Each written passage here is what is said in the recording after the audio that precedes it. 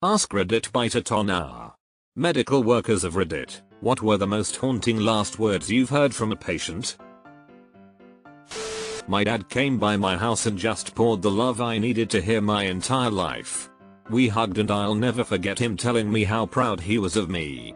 This was very out of character, but it was validation for me. He died 5 days later from a massive heart attack in my arms. My dad was in the hospital, dying, and before I went inside to clock in at work, I called him. We didn't have a good relationship, but I told him that I was just calling to tell him that I loved him. I was about to hang up when he said, "Wait. Talk to me a minute." I did. He asked how I was doing, how my car was running, if my tires were aired up. He asked about his dogs at home and I reassured him that I had been taking very good care of them. He said he was feeling terrible, and I told him not to worry about getting out of the hospital, or about coming home, or getting better, because it was all about to be over, and all he needed to do now was rest. I told him I loved him. He said he loved me. He died 2 days later. I'll never forget him saying that. Talk to me a minute. I'm so sorry for your loss. When I worked at a nursing home, there was a couple who was pretty poor off. The wife had dementia and ignored everyone, but read magazines all day. The husband was frequently distressed, agitated about being trapped in his wheelchair, ranting about how son's wedding, talking about the news. The husband died first. The next time I saw the wife, she spoke to me. She said that her husband is preparing their new home for her and she's going to see him soon. She died that week. That's actually quite heartwarming to me, oddly enough. A lifelong couple, no longer bound to their fragile elderly bodies and struggles. Together, they can finally rest. I was visiting my grandpa and had to leave town and go back to medical school, and I told him I loved him and would see him later. He told me he loved me too, but no, I won't. He was right. He died a week later of pneumonia. I brought my grandpa home from a doctor's appointment and told him I would be by the next afternoon to pick him up for his next one. He said, "No, I'm done with doctors," and died the next morning. Not words, but just pure terror and not being able to talk from pain. I've been a caregiver for 1 month. On my second day without training, I was left alone with 10 residents. One of them, who was on hospice, and I knew nothing about any of them due to no training, fell off his bed. When he fell, his catheter ripped out of his penis. And from the blow he expelled his bowels and hit his head. The man was a ticking time bomb, but I knew nothing. He was basically dead when he hit the floor, he just hadn't realized it. I ran into the room and cleaned him and held him until EMT arrived. All he could do was cry and moan. He shook and looked around as if to say, "Why does my life end this way?" His eyes said it all. I comforted him in his last moments and held him like a mom would. EMTs took him away and then he drowned in his own fluids in the hospital.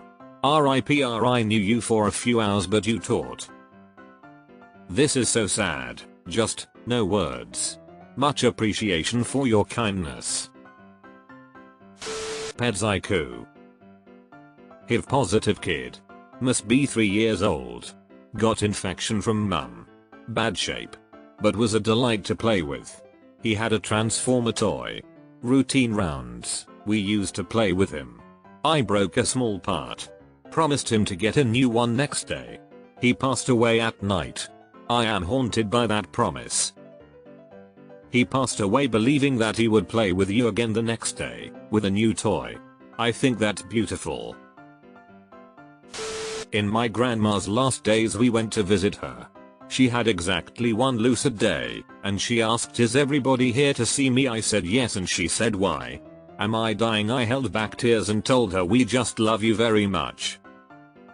Even typing it now, I'm crying.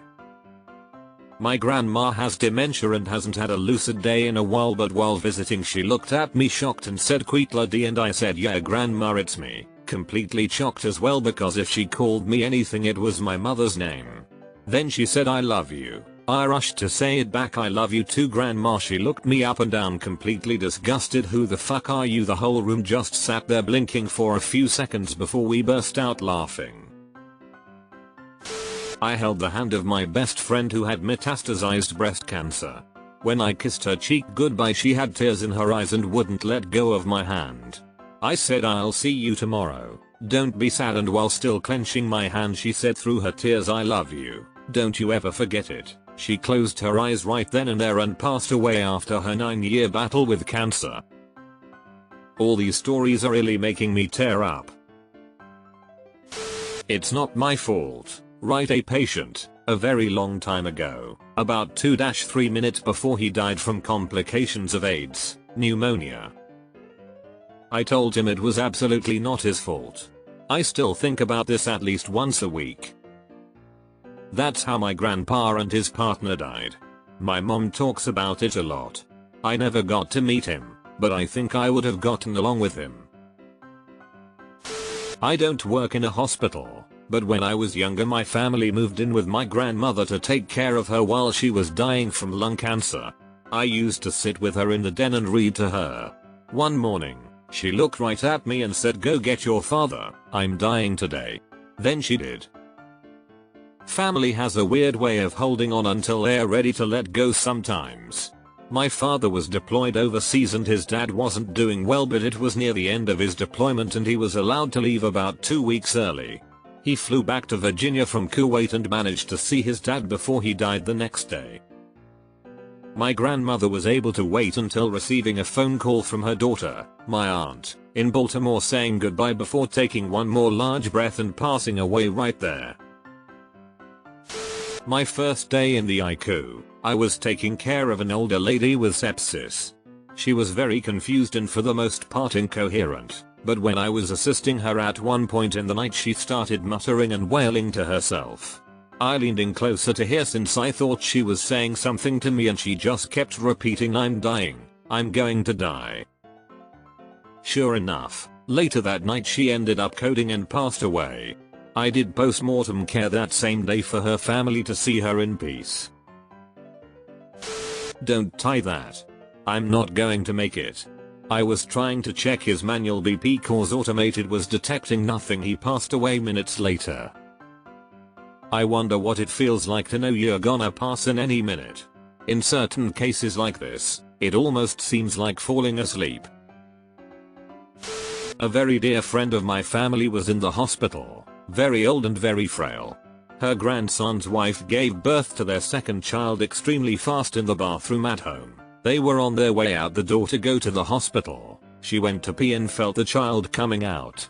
Was assisted by her Phil who had come to look after their toddler while she went to the hospital.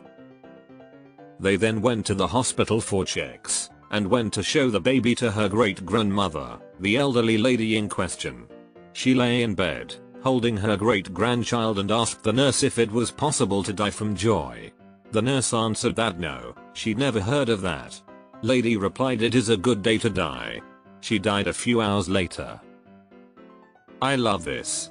This is how I would want to go out. I was completing my internship at an elderly home for individuals with dementia.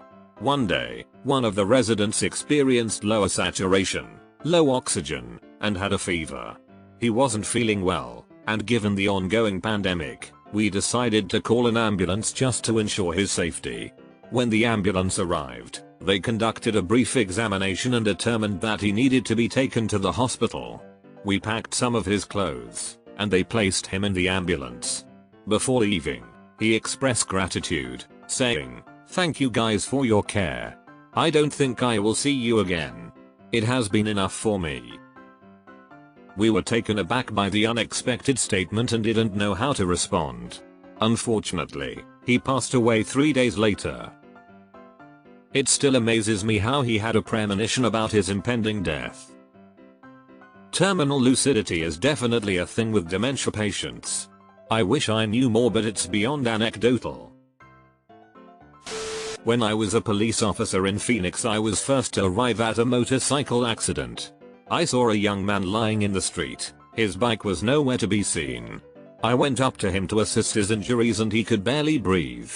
His whole chest and throat were collapsed. I was crouched next to him and he said, "Tell my family I love them." He died shortly after. I found out later he was a college kid that I worked out with at the local gym but couldn't recognize him due to his injuries. Though you didn't recognize him, I bet it was helpful to him to have a familiar face with him as he passed.